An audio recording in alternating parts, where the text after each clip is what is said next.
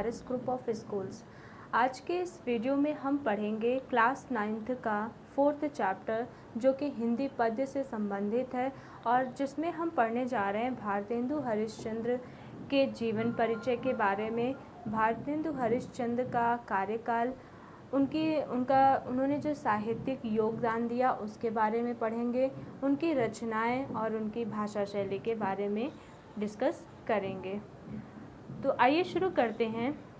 भारतेंदु हरिश्चंद्र आधुनिक हिंदी साहित्य के पितामह माने जाते हैं।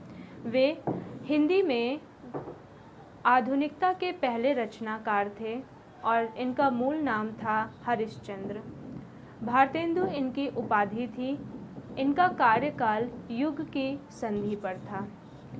उन्होंने रीतिकाल की विकृत सामंती संस्कृति की पोषक वृत्तियों को छोड़कर, जो उस समय चल रहा था, राजा महाराजाओं का शासक था, उन सारी पोषक वृत्तियों को छोड़कर स्वस्थ परंपरा की भूमि अपनाई और नवीनता के बीज बोए। हिंदी साहित्य में आधुनिक काल का जो प्रारंभ है वो भारतेंदु हरिश्चंद्र से माना जाता है। भारतीय नव जागरण के अग्रदूत के रूप में प्रसिद्ध भारतेंदु जी ने देश की जो गरीबी थी, पराधीनता, शासकों के अमानवीय शोषण के चित्रण को ही अपनी साहित्य का लक्ष्य बनाया। हिंदी को राष्ट्रभाषा के रूप में प्रतिष्ठित करने की जो दिशा थी उसमें उन्होंने अपनी प्रतिभा का उपयोग किया। भारतेंदु हरिश्चंद्र का जीवन परिचय। भारतेंदु हरिश्चंद्र का जन्म 9 सितंबर 1850 में काशी के एक प्रतिष्ठित वैश्य परिवार में हुआ था। इनके पिता गोपाल चंद्र एक अच्छे कवि थे जो कि गिरधर दास उपनाम से कविताएं करते थे।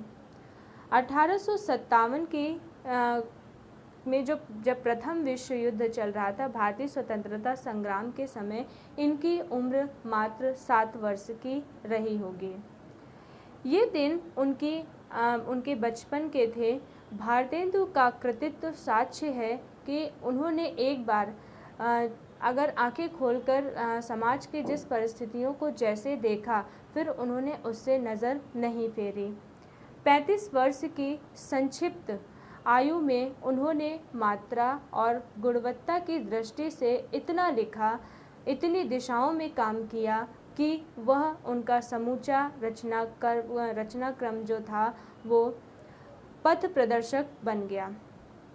कि इन्होंने अपनी छोटी सी आयु में सभी हिंदी जगत के हिंदी गद्य में, हिंदी पद्य में इन्होंने अपनी प्रतिभा का जो योगदान दिया वो सराहनीय था। जब हरिश्चंद्र 5 वर्ष के थे तब इनकी माता, और जब ये 10 वर्ष के थे तब इनके पिता का देहांत हो गया था। इस तरह माता पिता के सुख से भारतेंदु वंचित थे। बचपन का सुख भी इन्हें नहीं मिला। सौतेली माता या विमाता जिन्होंने इनका पालन पोषण किया था, खूब सताया। 13 वर्ष की अवस्था में मन्नो देवी नामक युवती से इनका विवाह हो गया।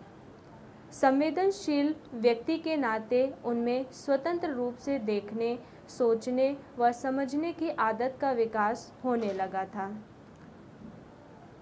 पढ़ाई की विषय वस्तु और पद्धति में उनका जो मन उखड़ता रहा, क्योंकि उनका जो पढ़ाई लिखाई में मन नहीं लगता था। मतलब ये कह सकते कि जो औपचारिक शिक्षा थी उसमें वो रुचि नहीं लेते थे। क्वींस कॉलेज बनारस में प्रवेश लिया।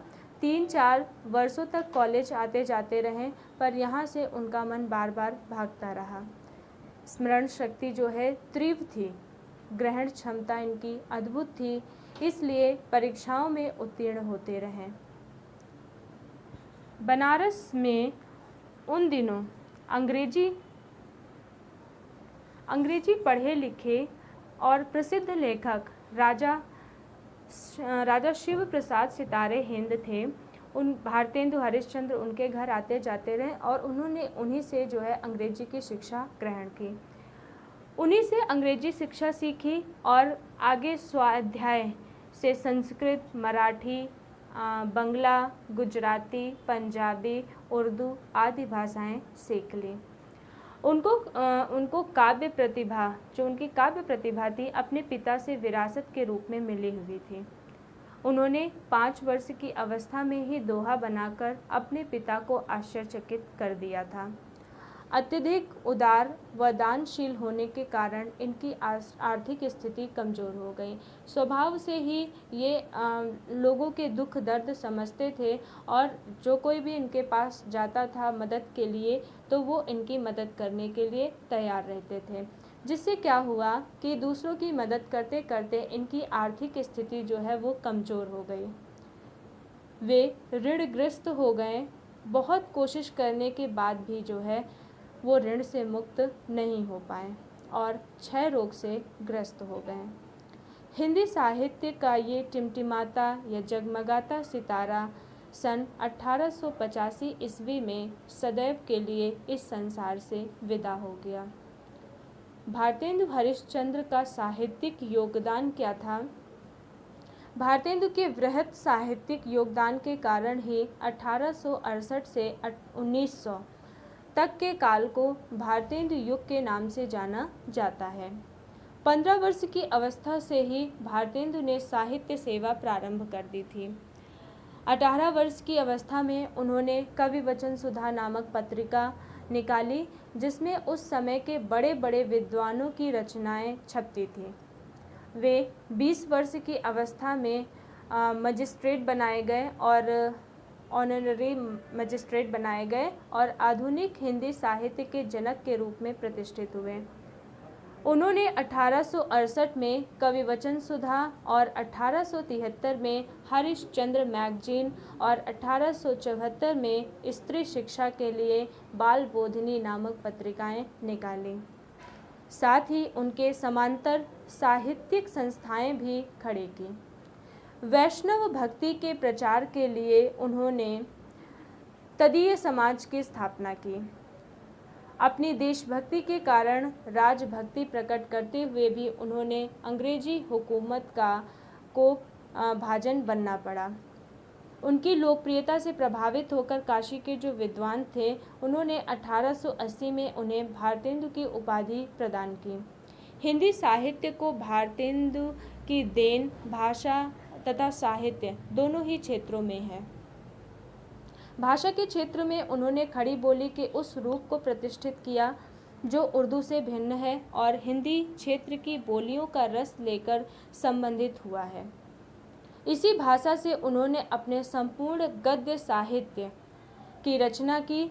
साहित्य सेवा के साथ साथ भारतेंदु जी की समाज सेवा भी चलती रही। उन्होंने कई बार संस्थाओं की स्थापना में अपना योगदान दिया।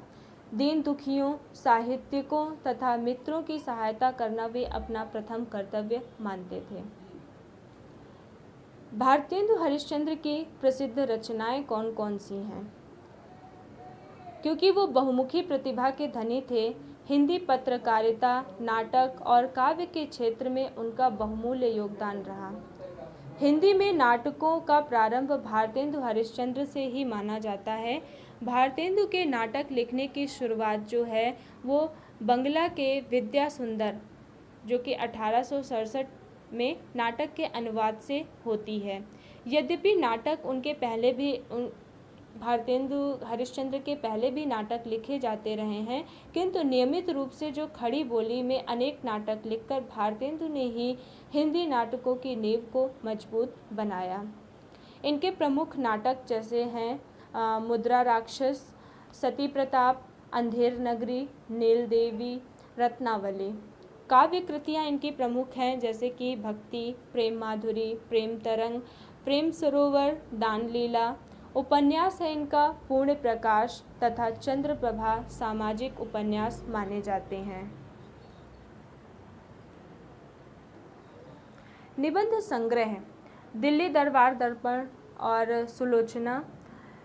यात्रा वृत्तांत में इन्होंने लखनऊ की यात्रा और सरयू पार की यात्रा का वर्णन किया है। पत्रिका इनकी थी हरिश्चंद्र चंद्रिका, हरिश्चंद्र मैगजीन, कवि वचन सुधा। इतिहास तथा पुरातत्व संबंधी चीज़ों का भी इन्होंने उल्लेख किया है। इन्होंने उसमें भी जो है अपनी लेखनी चलाई है, जैसे कश्मीर कुसुम, महाराष्ट्र, देश का इतिहास, रामायण का समय, अग्रवालों की उत्पत्ति और चरितावली तथा बूंदी का राजवंश। ये इनकी जो है कुछ रचनाएं थी जिनका जो है हिंदी पद्य में एक महत्वपूर्ण स्थान है। इनकी जो भाषा शैली थी वो थी खड़ी बोली। भारतेंदु जी खड़ी बोली व ब्रज भाषा दोनों पर समान अधिकार था। इन्होंने काव्य के सृजन हेतु ब्रज भाषा को अपनाया। साथ ही इन्होंने शब्दों, मुहावरों और कहावतों का यथास्थान प्रयोग किया है। भारतेंदु जी ने मुक्तक शैली का प्रयोग किया। लोकगीतों की शैली से भी भारतेंदु जी ने काव्य की रचना की है। भारतेंदु जी का साहित्य में क्या स्थान है? भारतेंदु हरिश्चंद्र एक कुशल पत्रकार, कवि, नाटककार, निबंधकार और आलोचक के रूप में प्रसिद्ध हैं। अपने छोटे से जीवन काल में इन्होंने इतना महत्वपूर्ण कार्य किया कि इनका युग भारतेंदु युग के नाम से प्रविख्यात हो गया। सुविख्यात इतिहास साहित्यकार ग्रियर्सन ने लिखा है कि हरिश्चंद्र ही एकमात्र ऐसे सर्वश्रेष्ठ कवि हैं जिन्होंने अन्य किसी भी भारतीय लेखक की अपेक्षा देसी बोली में रचित साहित्य को लोकप्रिय बनाने में सर्वाधिक योगदान दिया है। हिंदी जगत में भारतेंदु हरिश्चंद्र का योगदान सराहनीय है। इन्होंने अपनी कविताओं में पद्य में सजीव चीज़ों का वर्णन किया है। जैसे अभी हम इसके आगे चैप्टर में डिस्कस करेंगे इस भारतेंदु हरिश्चंद्र द्वारा लिखित जो है प्रेम माधुरी के बारे में जब हम डिस्कस करेंगे तो उसमें भी उन्होंने प्राकृतिक चीज़ों को लिया है, प्राकृतिक सुंदरता का वर्णन किया है और सजीव वर्णन किया है जो लोगों के मन को छूता है। भारतेंदु हरिश्चंद्र हिंदी जगत के एक महान लेखक, एक महान कवि के रूप में उभर कर सामने आए और हिंदी जगत उनका सदैव आभारी